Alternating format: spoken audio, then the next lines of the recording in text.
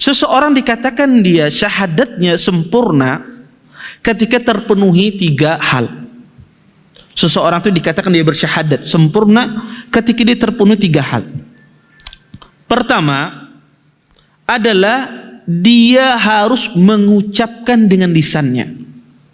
Dia harus mengucapkan asyhadu an la ilaha illallah wa anna muhammadar rasulullah.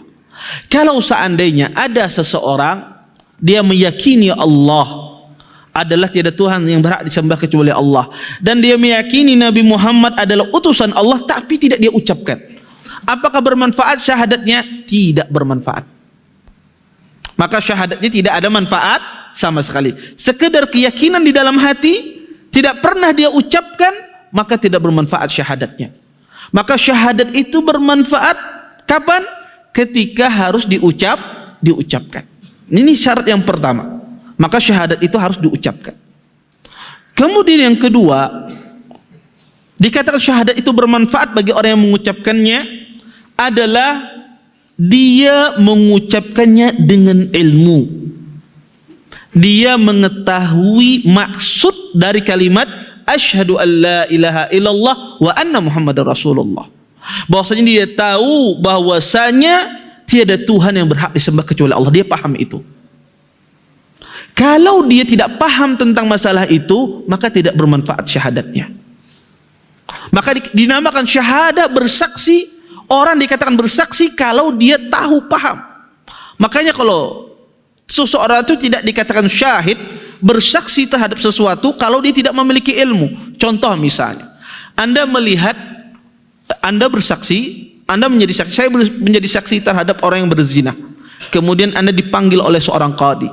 Kata qadi, apakah Anda tahu kejadian berzina tadi? Karena tahu, perasaan aja. Dia tidak tahu. Apakah diterima persaksiannya? Tidak diterima. Tidak dikatakan dia orang yang bersaksi. Kenapa? Karena atas kejahilan. Maka syahadah itu dikatakan syahadah, itu dia harus berilmu. Maka orang ketika mengucapkan asyhadu an la ilaha illallah wa anna muhammadar rasulullah, kapan bermanfaat dia masuk ke dalam Islam? Ketika dia mengerti makna asyhadu an la ilaha illallah. Apa maknanya? Ya, bahwasanya dia meyakini tiada Tuhan yang berhak disembah kecuali Allah, dan dia itu paham.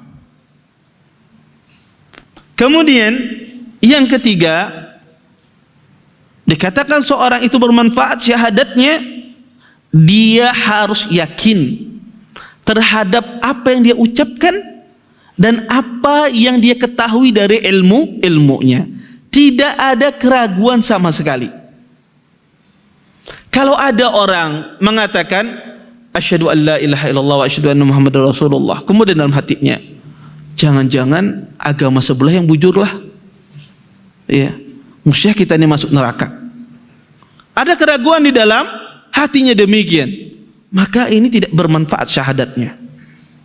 Tidak boleh ada keraguan di dalam hati seseorang ketika dia mengucapkan asyhadu an la ilaha illallah wa anna muhammadar rasulullah. Maka kata para ulama, 3 hal ini baru, jika terpenuhi 3 hal ini pada diri seseorang, baru bermanfaat kalimat syahadat tersebut.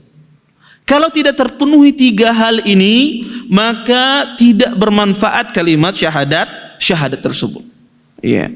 Maka tidak boleh ada sama sekali keraguan, ya, sedikit pun di dalam hatinya tentang apa yang dia ucapkan, tentang apa yang dia yakini.